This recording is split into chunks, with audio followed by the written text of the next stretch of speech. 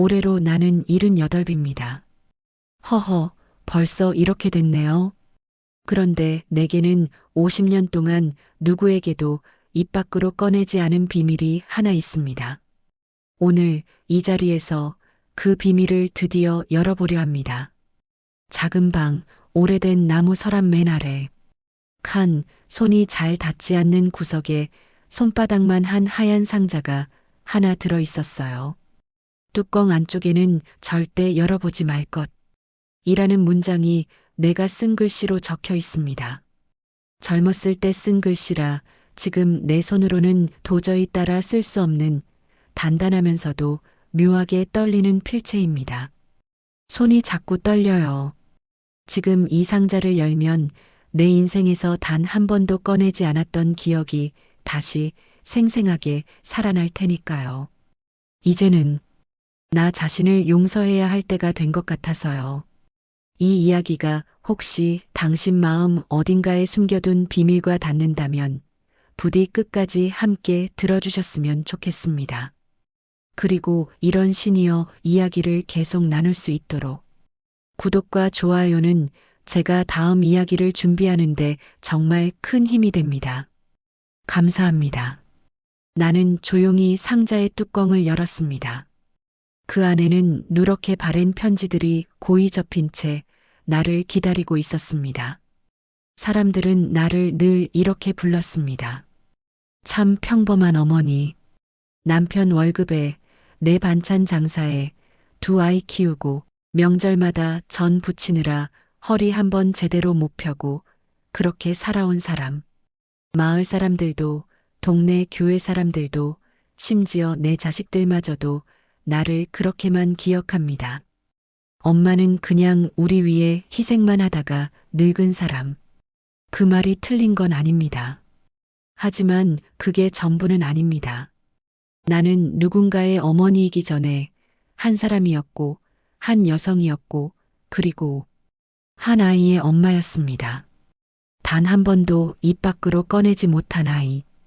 가족 호적에도 사진에도 어느 곳에도 이름이 남지 않은 아이.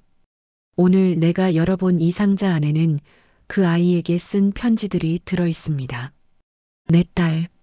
단 한 번도 불러주지 못했던 호칭을 나는 이 편지 속에서만 수백 번, 수천 번 불렀습니다. 결혼 후 나는 첫 아이를 낳았습니다. 작고 연약하고 손가락 발가락까지 너무 여린 딸아이였습니다. 하지만 남편 집안에서는 첫째는 아들이어야 한다는 말이 당연한 듯 오갔죠. 시어머니는 툭툭 내뱉듯 말했습니다. 그래도 둘째는 아들 낳아야지. 딸은 시집 가면 남의 집 식구야. 나는 그 말이 너무 싫었습니다. 내 품에 안긴 이 아이는 누구보다도 소중한 내 딸인데 어떤 말로도 바꿀 수 없는 내 피와 살인데. 하지만 우리의 가난과 사정은 그 아이를 오래 붙잡아 두지 못했습니다. 남편 사업이 실패하고 빚독촉이 문 앞을 지키던 어느 날 남편은 이런 말을 꺼냈습니다. 당신도 알잖아. 지금 우리 이 아이까지 키울 형편 안 되는 거. 그는 먼 친척에게서 제안을 받았다고 했어요. 아이를 입양 형식으로 보내고 그 대가로 빚을 정리할 수 있다고. 그래도 그 집이 훨씬 잘 살아. 아이한텐 오히려 더 좋을 수도 있어. 그날 나는 처음이자 마지막으로 남편 뺨을 때렸습니다. 그게 어떻게 애한테 좋은 거야? 그러나 몇 날 며칠을 울어도 세상은 우리를 위해 단 한 푼도 깎아주지 않았습니다. 결국 딸은 12달도 채 안 되어 우리 집을 떠났습니다. 종이에 이름도 제대로 적어보지 못한 채, 사진 한 장 남기지 못한 채, 우리는 없는 아이 취급을 했습니다. 다시는 그 이름을 입에 올리지 않고 둘째 아들이 태어나고 셋째까지 태어나고 세월이 흘러갔습니다. 하지만 나는 그 아이를 단 한 번도 잊은 적이 없었습니다. 그래서 나는 이 작은 상자를 만들었습니다. 해마다 그 아이의 생일이라고 내가 정한 날 나는 편지를 한 통씩 썼습니다. 엄마가 여기서 잘 버티고 있다. 너를 보내고도 어떻게든 살아내고 있다. 미안하다. 정말 미안하다. 그렇게 시작된 편지가 이 상자 안에 50년치 쌓여 있는 것입니다. 몇 달 전 나는 집을 줄였습니다. 남편이 떠나고 아이들도 모두 장가 시집을 가고 이 큰 집에 나 혼자 있는 것이 이제는 너무 넓고 쓸쓸해 보였거든요. 큰아들이 말했습니다. 엄마, 이번에 아예 작은 데로 옮겨요. 짐도 같이 정리해 드릴게요. 오래된 건 그냥 버리시고요. 그 말이 괜히 가슴을 철렁하게 만들었습니다. 짐 정리, 서랍, 상자. 나는 부랴부랴 그 상자를 먼저 챙겨 내 이불장 깊숙한 곳에 숨겨두었습니다. 이사하는 날 며느리가 서랍을 비우다가 이렇게 말했습니다.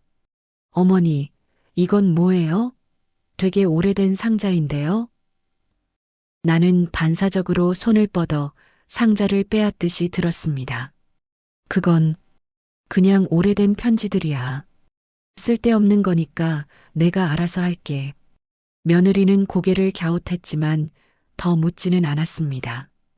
그날 밤 새 집의 작은 방에서 나는 상자를 가만히 내려다보았습니다. 언젠가는 누군가에게 말해야 하지 않을까. 그렇지 않으면 이 아이는 정말로 세상에 존재하지 않았던 아이가 되어버리겠지. 하지만 입이 떨어지지 않았습니다. 내가 하나 더 있었단다. 그 말을 내 자식들에게 할 용기가 끝내 나지 않았습니다. 결정적인 날은 생각보다 사소한 계기로 찾아왔습니다. 손녀가 방 정리를 도와주겠다며 내 방에 들어온 날이었습니다. 고등학생이 된 손녀는 요즘 부모보다 나랑 더 말을 많이 섞습니다. 할머니, 이 아래 서랍 되게 무겁다. 뭐가 이렇게 많아요? 그냥 옛날 물건들이야. 나더라, 그건. 하지만 그 말이 떨어지기도 전에 탁 서랍이 쏟아지듯 열렸고 상자가 또르르 굴러나왔습니다. 손녀가 먼저 상자를 집어들었습니다. 우와, 이거 되게 예쁘다. 할머니 보물 상자예요? 내 심장은 갑자기 쿵쾅거리기 시작했습니다. 그거 내려놔. 그건 할머니 거야. 손녀는 호기심 가득한 눈으로 상자 뚜껑을 열려다 말고 내 눈을 보았습니다. 열어도 돼요? 안 되면 안 된다고 말해요.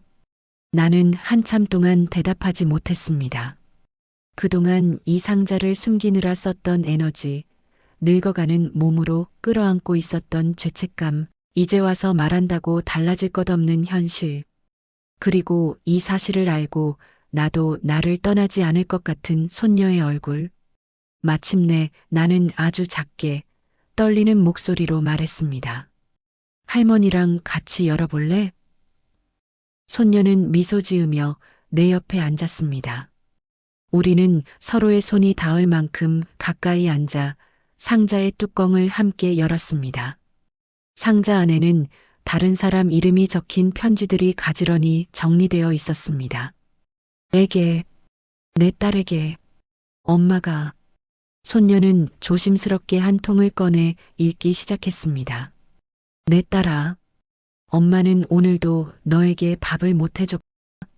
너를 안아줄 수 없는 엄마라서 미안하다. 글씨는 점점 삐뚤어지고 어느 편지에서는 먹물이 번져 있었습니다. 손녀가 조용히 물었습니다. 할머니, 딸이 한 명 더 있었어요? 나는 고개를 끄덕였습니다. 그리고 처음부터 끝까지 이야기를 들려주었습니다. 사랑스러웠던 첫 아이, 우리 집안이 가난과 욕심 사이에서 어떻게 그 아이를 보내버렸는지, 그날 이후 내 삶이 어떻게 바뀌었는지, 그리고 그 누구도 기억하지 않는 그 아이를 어떻게든 기억해주고 싶어서 이 편지들을 쓰기 시작한 이야기까지. 손녀는 내 이야기를 끊지 않고 끝까지 들었습니다. 내가 말을 멈추자 손녀는 작게 한숨을 내쉬며 말했습니다. 할머니, 그럼 이 편지들은 할머니가 그 언니한테 평생 쓴 거예요? 그래. 근데 왜 이제까지 아무한테도 말 안 했어요? 나는 대답했습니다. 미안해서, 부끄러워서, 그리고 혹시라도 너희가 할머니를 미워하게 될까봐. 손녀는 잠시 아무 말도 하지 않더니 갑자기 내 손을 꼭 잡았습니다. 나, 할머니가 더 좋아졌어요. 그 언니를 잊지 않으려고 할머니가 혼자 이렇게 버틴 거잖아요. 우리 이제부터 그 언니 생일날마다 같이 편지 쓸래요? 그 말에 나는 도저히 눈물을 참을 수 없었습니다. 그날 이후 이 상자는 더 이상 숨겨야 할 물건이 아니게 되었습니다. 나는 손녀와 함께 옛 편지를 하나씩 읽고 새 편지를 함께 쓰고 같이 작은 케이크를 사다가 할머니의 첫째 딸을 위해 촛불을 켭니다. 언니 생일 축하해요. 나는 예요. 할머니 둘째 손녀요. 손녀는 그렇게 한 번도 만난 적 없는 언니에게 눈을 맞추듯 편지를 씁니다. 이제 그 아이는 이 세상 어디에도 이름이 없는 아이가 아니라 우리 가족 안에서 조용히 그러나 확실히 자리 잡은 존재가 되었습니다. 나는 이제야 조금은 나 자신을 용서할 수 있을 것 같습니다. 나만 이런 비밀을 안고 늙어가는 게 아니겠지요?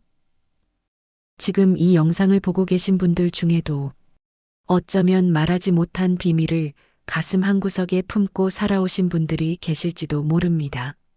자식에게, 배우자에게, 친구에게조차 못한 이야기. 혹시 오늘 그 비밀을 누군가에게 살짝 들려줄 수 있다면, 그게 꼭 가족이 아니어도 괜찮다면 조금은 마음이 가벼워질지도 모릅니다. 여러분은 어떤 비밀을 간직한 채 여기까지 걸어오셨나요? 댓글로 당신의 이야기, 당신의 마음 한구석을 조금만 나눠주실 수 있다면 그 용기가 분명 다른 누군가에게 큰 위로가 될 것입니다. 그리고 이런 시니어 세대의 이야기, 가족과 인생에 대한 이야기를 계속 이어갈 수 있도록 구독과 좋아요는 제가 다음 이야기를 쓰는데 정말 큰 힘이 됩니다. 들어주셔서 고맙습니다. 당신의 오늘도 조금은 덜 외롭기를 바랍니다.